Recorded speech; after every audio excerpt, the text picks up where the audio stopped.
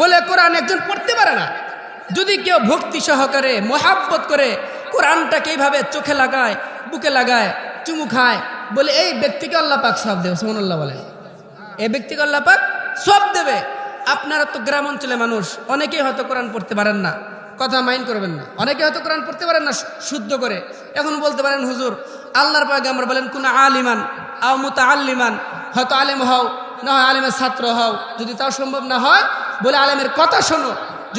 যদি এটাও সম্ভব না হয় আলেমকে ভালোবাসো। এই চারটা কাজ করতে হবে। হয়তো আলেম হতে হবে, না হয় আলেমের ছাত্র হতে হবে, না হয় আলেমের কথা শুনতে হবে, না হয় আলেমকে ভালোবাসতে হবে। ওয়ালা তাকুন খামিসান ফাতাহলিক, কিন্তু সাবধান, খবরদার আলেম বিদ্বেষী হয়েও না, আলেমদের বিরুদ্ধে আচরণ করো না, আলেমদেরকে বিরোধিতা করো না, তাহলে কি হবে? ধ্বংস হয়ে যাবা, ধ্বংস হয়ে যাবা। এজন্য কোরআনকে মহাব্বত করলে সব আছে, কোরআনকে মহাব্বত করলেই সব আছে। একটা ঘটনা আছে হাদিসে পাকের মধ্যেও নাই, একটা কিতাবের মধ্যে আছে। আমাদের এক বুজুর্গ কিতাব এই ঘটনাটা বলছেন এরকম যে ইন্ডিয়ার মধ্যে একটা, হিন্দুস্তানের মধ্যে একটা গ্রাম ছিল মূর্খের মহল্লা। এই মূর্খ মহল্লা মানে এমন মূর্খের মহল্লা যে ওই এলাকার কেউ কোরআন পড়তে পারতো না, কেউ কোরআন পড়তে পারতো না। পুরা মহল্লার মধ্যে একটা আলেমও ছিল না, হাফেজও ছিল না। তাহলে কিরকম মূর্খ? তো এই মূর্খ মহল্লার মধ্যে, গ্রামের মধ্যে একটা লোকের মরণ হয়ে গেছে। মুহতারাম দোস্ত বুজুর্গ, কথাগুলা দিল দেয়া বুঝবেন। হিন্দুস্তানের ঘটনা বলতেছি। বলে হিন্দুস্তানের মধ্যে একটা এলাকা ছিল মূর্খের এলাকা। ওই এলাকার মধ্যে সবাই তো মূর্খ মানুষ, কেউ কোরআন পড়তে জানতো না এবং কোরআন পড়নেওয়ালা কোনো ব্যক্তিও ছিল না। ওই এলাকার মধ্যে একজন লোকের মৃত্যু হয়ে গেছে, একজন লোকের মরণ হয়ে গেছে। এখন এই লোক তো মুসলমান, তাকে তো মাটি দিতে হবে, জানাজা পড়াইতে হবে। কিন্তু পুরা মহল্লার মধ্যে এমনভাবে, পুরা মহল্লার কোথাও কোনো আলেম ব্যক্তি নাই, কোথাও কোনো হাফেজ নাই, কিন্তু লোকটা মারা গেছে। এখন কি করবে? সবাই পেরেশান হয়ে গেছে, পুরা মহল্লাবাসী পেরেশান হওয়ার পর সকাল গড়িয়ে সন্ধ্যা আসে, সন্ধ্যা গড়িয়ে রাত হয়, পর আবার সকাল হয়ে যায়, কোথাও কোনো আলেম খুঁজে পাওয়া যায় না। মুহতারাম দোস্ত বুজুর্গ তখন সঙ্গে সঙ্গে এলাকার মধ্যে যারা মুরব্বী ছিলেন সমস্ত মুরব্বীর একটা পরামর্শ করলেন, আমাদের মহল্লা তো একটু ভিতরে, মেইন শহর থেকে ভিতরে, এইখানে কোনো আলেম পাওয়া মুশকিল হয়ে যাচ্ছে। এজন্য আমাদের একটা খেয়াল হলো, এই মায়াতকে আমরা গোসল করা দেই, গোসলটা করাইয়া খাটিয়া বহন করে আমরা মেইন রাস্তার পাশে রাখি। যদি রাস্তার মধ্যে কোনো আলেম ব্যক্তি পাই তাহলে তাকে ধরে আমরা জানাজার নামাজটা পড়ায় নেব। মুহতারাম দোস্ত বুজুর্গ সকলেই এই বিষয়টা একমত হলেন। সঙ্গে সঙ্গে তাই করা হলো। ওই মাইয়াতকে তারা নিজেরাই গোসল করাইলো। গোসল করানোর পরে মৃত ব্যক্তির খাটিয়া ধরে রাস্তার পাশে রেখে দিল। রাস্তার পাশে রেখে দেওয়ার পর অনেকক্ষণ অপেক্ষা করতে করতে দেখে অনেকক্ষণ পরে বাইসাইকেলে করে জুব্বা পরিহিত, মাথায় পাগড়ি পরিহিত একজন ব্যক্তিকে দেখা যায়। সকলেই মনের মধ্যে একটা প্রশান্তি চলে আসলো, হয়তো এই ব্যক্তি কোনো আলেম হবে, আমরা তাকে রিকোয়েস্ট করে তার জানাজার নামাজটা পড়ায় নেই। মুহতারাম দোস্ত বুজুর্গ, এই কাজ করা হলো। সকলেই যখন আস্তে আস্তে হাঁটি হাঁটি পা পা করে যখন সেই ব্যক্তি মাইয়াতের কাছে আসলো, আসার পরে পুরা মহল্লার মানুষ মিলে ওই লোকটার কাছে গেল আর বলল, হুজুর আমরা তো অনেক বিপদে পড়ে গেছি, আজকে এই যে আমাদের মধ্যে মহল্লার মধ্যে ব্যক্তি মরণ হয়ে গেছে, আমরা কেউ আলেম না, আমাদের মধ্যে কেউ হাফেজ নাই, আমাদের কেউ জানাজার নামাজটা পড়াইতে পারে না।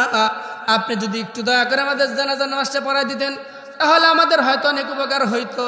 মুহতারাম দোস্ত বুজুর্গ, সেই লোক বলতেছে যে আমি তো কোনো আলেম ব্যক্তি না, আমি তো হাফেজ ব্যক্তি না, আমি একজন দিনদার মানুষ, তবলিগ করি, তবে আমি জানাজার নামাজটা পড়াইতে পারি। মুহতারাম দোস্ত বুজুর্গ, প্রত্যেক মহল্লাবাসীর কথার পিরাপিরিতে সেই ব্যক্তি সম্মতি দিলেন। সঙ্গে সঙ্গে সেই ব্যক্তি কি করলেন? মৃত ব্যক্তির জানাজার নামাজটা পড়ায় দিলেন।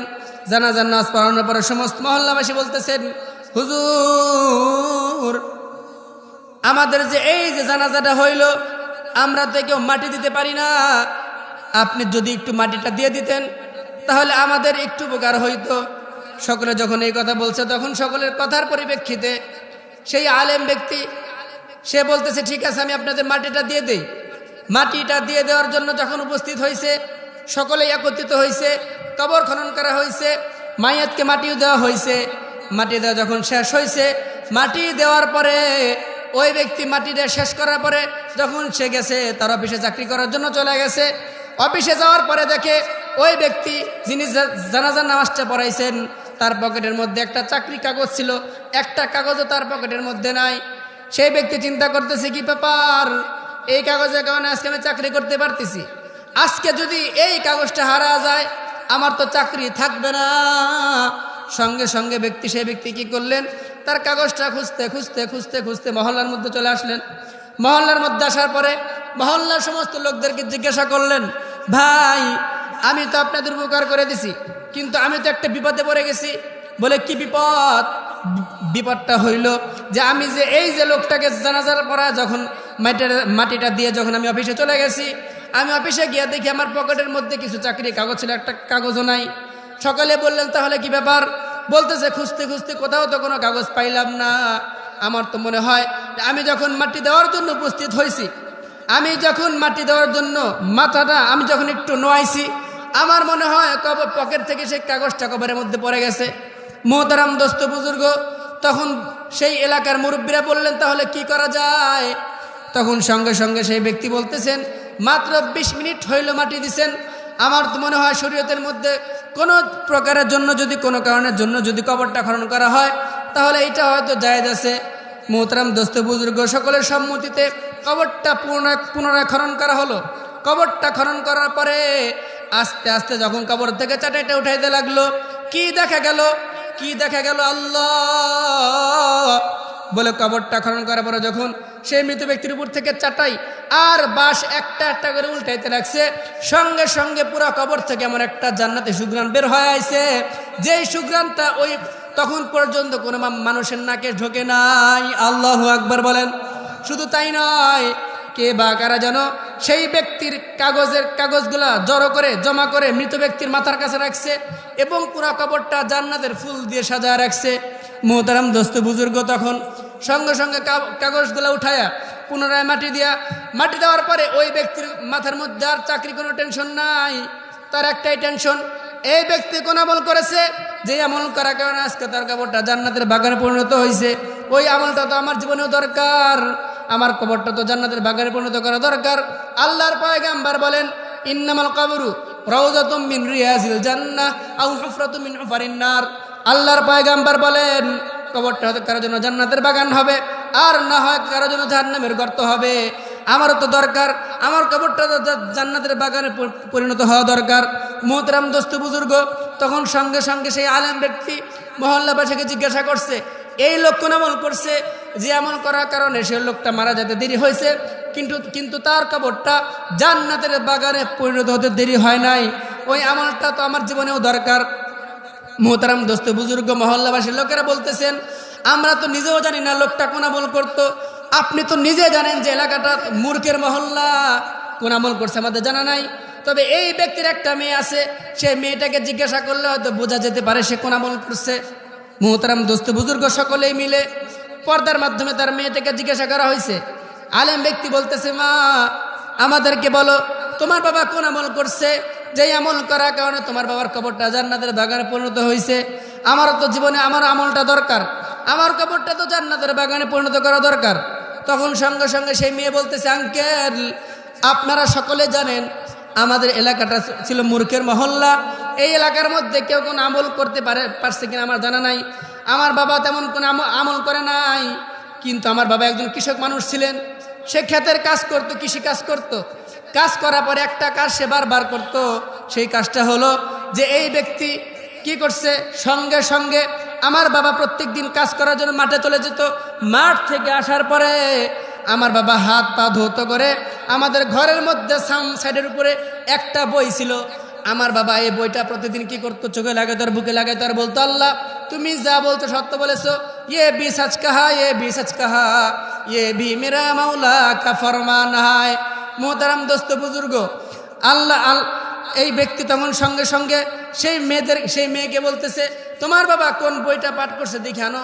সঙ্গে সঙ্গে বইটা আনা হলো, সকলেই বইটা খুলে দেখে এইটা তো দুনিয়ার রবি ঠাকুরের লেখা কোনো বই না, এটা তো মহান আল্লাহ পাকের কালাম কুরআনুল মাজিদ। আল্লাহু আকবার বলেন। মোহতারাম দোস্ত বুজুর্গ, তখন সঙ্গে সঙ্গে সে আলেম ব্যক্তির আর বোঝার বাকি নাই, আলেম ব্যক্তি বলতেছে, তোমার বাবা তো কোরআন পড়তে পারে নাই, কিন্তু কোরআনকে মহাব্বত করছে, কোরআনকে চোখে লাগাইছে, কোরআনকে বুকে লাগাইছে, আর কোরআনের মোহাব্বতে বলছে সবানে ইয়ারে মান তুর্কি ওয়ামান তুর্কি নমিদানাম আগার বুদে চে খুশবুদে জবান আসবর দেহানে মান। তোমার বাবা বলতো গো আল্লাহ, তোমার ভাষা হলো আরবি আর আমার ভাষা হলো উর্দু, আমি তো উর্দু ভাষা পড়ে পড়ে তোমার কোরআন পড়তে পারি না। ও গো আল্লাহ, ये भी सच कहा, ये भी सच कहा, ये भी मेरा मौला का फरमान है। ও গো আল্লাহ, তুমি যা বলেছো সব সত্য বলেছো, এটা আমার আল্লাহর কথা, এটা আমার আল্লাহর কথা। মোহতারাম দোস্ত বুজুর্গ, এই একটা কাজই সে করছে, শুধু কোরআনকে মোহাব্বত করছে, কোরআনকে ভালোবাসছে, কোরআনকে চোখে লাগাইছে, বুকে লাগাইছে। এই কাজটা করার কারণে ব্যক্তি মারা যেতে দেরি হয়েছে, তার কবরটা জান্নাতের বাগানে পরিণত হতে দেরি হয় নাই। সুবহানাল্লাহ বলে। সে কি আমল করছে?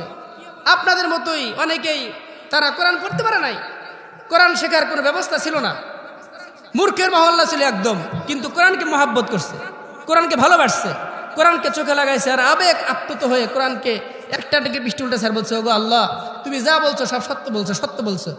এই কথা, এই কাজটা করার কারণে আল্লাহ পাক তার কবরটা মারা যাইতে দেরি হয়েছে, জান্নাতের বাগানে পরিণত হতে দেরি হয় না। সুবহানাল্লাহ বলেন।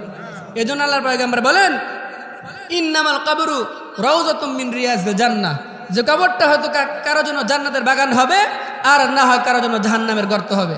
আপনি যদি কোরআনের সাথে সম্পর্ক রেখে থাকেন, আপনি যদি আলেমদের সাথে সম্পর্ক রেখে থাকেন, আপনি যদি ইসলাম মতো নিজের জীবনকে চালাতে পারেন, আপনি মারা যেতে দেরি হবে, কিন্তু আল্লাহ পাক আপনার কবরটাকে জান্নাতের বাগানে পরিণত করতে দেরি করবেন না। সুবহানাল্লাহ বলেন। হাদিস পাকের মধ্যে আসছে যে কোরআনুল কারীম, আল কোরআন হুজ্জাতুল লাকা ওয়া আলাইক, কোরআন কারো পক্ষে কারো বিপক্ষে, কোরআন অনুযায়ী যে চলছে কোরআন তার পক্ষে সাক্ষী দেবে, আর কোরআনের বিপরীত যে চলছে কোরআন তার বিপক্ষে সাক্ষী দেবে। মুহতারাম হাজিরিন, হাদিসে পাকের মধ্যে আসছে আল্লাহর পয়গম্বর বলেন, ইজা বুজিয়াল মাইয়িতু ফিল কবরি জা আল কোরআন ইনদা রাসিহি, মায়েতকে যখন কবরে রাখা হয় কোরআন শরীফ তার মাথা বরাবর আইসা যায়, আর কোরআন বলে, ওগো, যখন তাকে মুনকানাকের প্রশ্ন করে মার রব্বুকা মা দীনুকা, তখন সেই কোরআন বলে যে এই ফেরেশতারা, আজকে এই ব্যক্তি আরামের ঘুমাইতেছে, সে সারা জন আমাকে মোহাব্বত করছে, আমাকে তেলাওয়াত করছে, আজকে সে ঘুমাইতেছে, তার ঘুমে তোমরা কোনো বাধা দিও না, তোমাদের যত প্রকার প্রশ্ন আছে সমস্ত প্রশ্নের জবাব আমি কোরআন দিয়ে দেই। সুবহানাল্লাহ বলে। তাহলে কোরআনের সাথে সম্পর্ক রাখার দরকার আছে না নাই? আছে না নাই? যদি নাজাত পেতে চান, জান্নাতে যদি কোরআনের, যদি কবরের মধ্যে নিজের জীবনটাকে, যদি কবরটাকে জান্নাতের বাগানে পরিণত করতে চান, তাহলে কি করেন? কোরআনের সাথে সম্পর্ক রাখেন। কারণ মানুষ মারা গেলে তাকে প্রশ্ন করবে তিনটা। কয়টা? তিনটা। মুহতারাম দোস্ত বুজুর্গ, কথাগুলো দিল দেয়া বুঝবেন।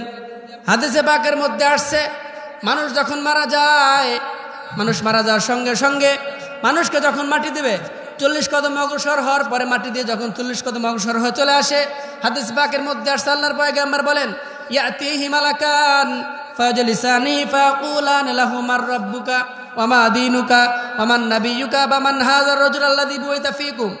আল্লাহর পয়গম্বর বলেন, মানুষকে কবরে রাখার পর তাকে তিনটা প্রশ্ন করা হয়।